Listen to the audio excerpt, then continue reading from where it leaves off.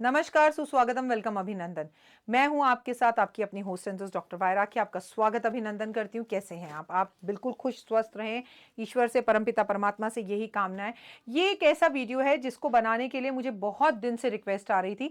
हालांकि इस विषय पर मैं आपसे पहले भी कई बार बात कर चुकी हूँ, लेकिन इस बार मैं आपसे खुलकर बात कर रही हूँ। और इस बार बात करने का कारण है 2079। आप कहेंगे व्हाट इज 2079? तो ये हमारा अगला विक्रम संवत है 2079। क्यों मैं इस विषय पर आपसे बात कर रही हूं मैं आपको बाद में बताऊंगी, लेकिन हमेशा की तरह सबसे पहले बात कर लेते हैं बिलीव इन कर्मा।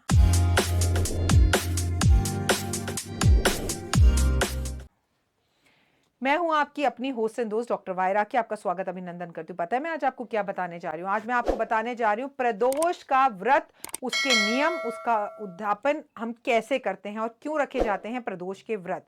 तो मैं आपको बता दूं, प्रदोष के व्रत शिव शंकर के होते हैं। प्रदोष का मतलब होता है शाम का समय, यानी गोधूली बेला।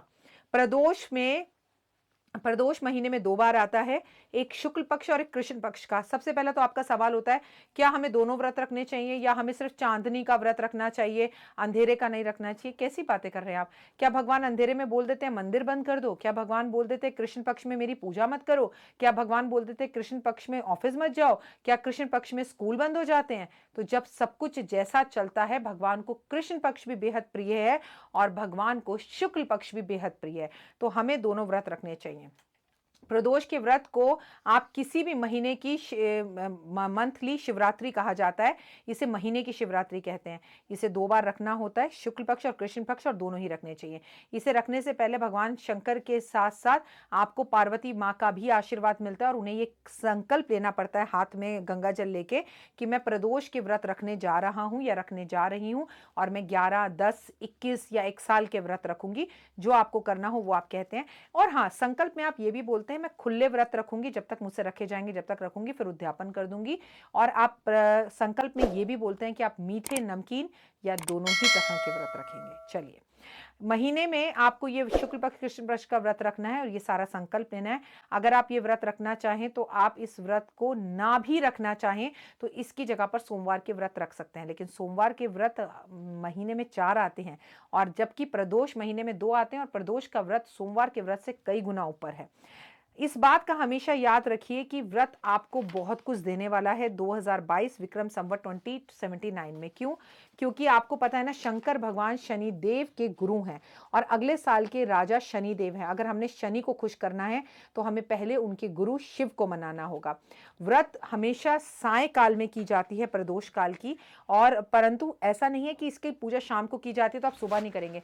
सुबह नहा धोकर आप प्रदोष काल में तो पूजा करेंगे, लेकिन सुबह शंकर भगवान का अपने घर में ही दिया जलाइए और भगवान से कहिए मैं व्रत रख रही हूँ। पूरा दिन में आप फलहार करिए, जैसे दूध दही खाइए, आप बर्फी खा सकते हैं, आप मिठाई खा सकते हैं, आप रसगुल्ला खा सकते हैं, और स्पंज वाला रसगुल्ला, जिसमें भी अन्न ना हो वो सब आप खा सकते हैं। पंचमेवा खा सकते हैं, ड्राई फ्रूट्स खा सकते हैं, फ्रूट्स खा सकते हैं, दूध ले सकते हैं, लस्सी ले सकते हैं, दही ले सकते हैं, ठीक है। और उसके बाद शाम को भगवान की पूजा कर कर एक टाइम पर खाना खा सकते हैं। शाम को जो पूजा करने का टाइम है वो है शाम को 4 बजे से 7 बजे के बीच में। शिव के मंदिर सारी शिव की सामग्री लेकर दूध, दही, शहद, घी और चीनी, पंचामृत बनाइए।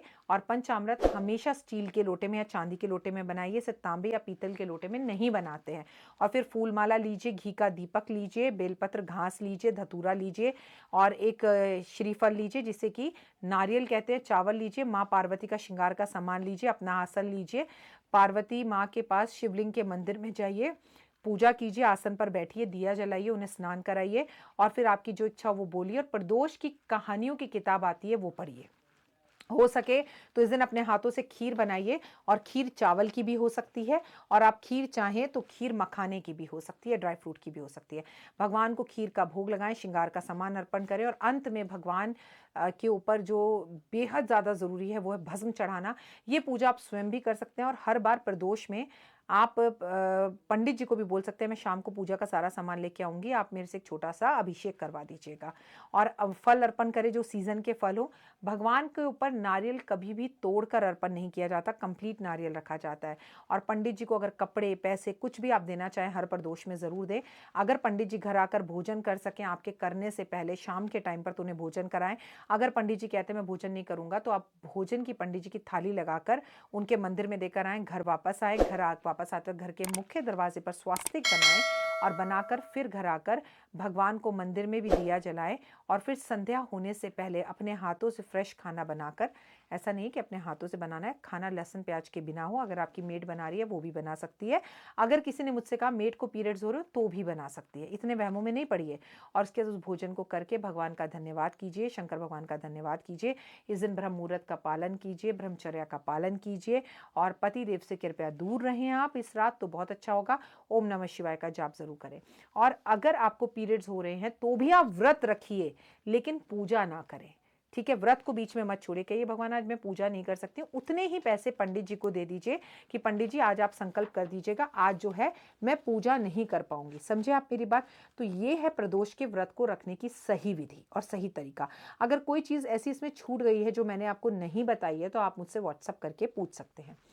उद्यापन कैसे करें? मान लीजिए आप 1 साल से व्रत रख रहे हैं, 1 साल से ज़्यादा कोई भी व्रत नहीं रखना चाहिए, फिर उसका उद्यापन टाइम पर करना चाहिए। खीर का भंडारा कर उद्यापन करें, हो सके तो कम से कम 5 लोगों को खीर जरूर बांटें। अगर भंडारा ना कर सके, पंडित जी को पान के पत्ते के ऊपर या केले के पत्ते के ऊपर रखकर सारे कपड़े श्रृंगार उनके और पार्वती माँ के दीजिए, फूल भगवान को अर्पण कीजिए, किसी 2 सुहागनों को चूड़ियाँ श्रृंगार अर्पण कीजिए, घर बुलाकर उन्हें भोजन कराइए और इस तरह से प्रदोष के व्रत का उद्यापन कीजिए। अगर आपने बोला था भगवान को कि आप 1 साल के व्रत करेंगी, तो जिस जनवरी में आपने व्रत शुरू करे तो अगले साल जनवरी की सेकेंड प्रदोष में, जो सेकेंड प्रदोष पड़ेगा उस दिन व्रत छोड़ दीजिएगा। सुबह आप शाम को पूरा उद्यापन भी शाम को ही होगा, सुबह नहीं होगा। प्रदोष का जो भी कार्य होगा वो शाम को ही होगा, ये समझ लीजिएगा। तो प्रदोष का व्रत कैसे रखें, क्या है नियम, कौन से भगवान का है। अब मैंने आपसे शुरू में कहा कि ये बताना अभी ज़रूरी था कि 2079 पर जो हमारा विक्रम संवत है उसमें व्रत रखें। जो भी लोग इस वर्ष जनवरी में, फरवरी में, मार्च में, अप्रैल में, जब भी आप ये वीडियो देख रहे हैं, प्रदोष के व्रत उठा लेंगे, जो शंकर भगवान को खुश रखेंगे, जो शंकर की नियमित रूप से शाम के समय पर पूजा करेंगे, जो शंकर को खुश कर लेंगे, शनि उनका कुछ नहीं बिगाड़ पाएंगे। क्योंकि जिस शंकर की पूजा आप कर रहे हैं, देवादिदेव की, उसकी तो स्वयं खुद पूजा कौन कर रहा है? खुद शनिदेव पूजा कर रहे हैं। तो उनके कौन हैं? उनके गुरु हैं। तो आपसे मेरा ये हाथ जोड़कर निवेदन है कि प्रदोष काल में, प्रदोष में आप व्रत रखें या ना रख सकें, अगर आपकी बीमारी आपको इस बात के लिए गवाही नहीं देती, तो कम से कम प्रदोष काल में शंकर भगवान की नियमित रूप से पूजा केवल और केवल प्रदोष काल में करने पर ही, और केवल प्रदोष में ही, एक कृष्ण पक्ष एक शुक्ल पक्ष के प्रदोष में करने से आपके जीवन में बहुत सी समस्याएं दूर हो सकती हैं और आपके ऊपर भगवान की बड़ी कृपा हो सकती है। तो ये है प्रदोष का व्रत। आप मुझे इंस्टाग्राम, फेसबुक, कहाँ, यूट्यूब पर और 5 मिनट स्टोरी पर, बिलीव इन कर्मा पर फॉलो ज़रूर करें। और अभी भी मेरा आपसे निवेदन है कि आप में से बहुत से लोग मेरे इस प्रोग्राम को देख रहे हैं लेकिन लाइक, सब्सक्राइब और शेयर नहीं कर रहे हैं। तो मेरा आपसे हाथ जोड़कर निवेदन है कि प्लीज़ ये आइकन बेल को दबाइए और मेरे वीडियो को लाइक, सब्सक्राइब और शेयर कीजिए, ताकि आपके साथ साथ मुझे भी पता चले कि आपको मेरा काम पसंद आ रहा है। कमेंट्स में लिखिएगा जय माता दी, जय माता दी।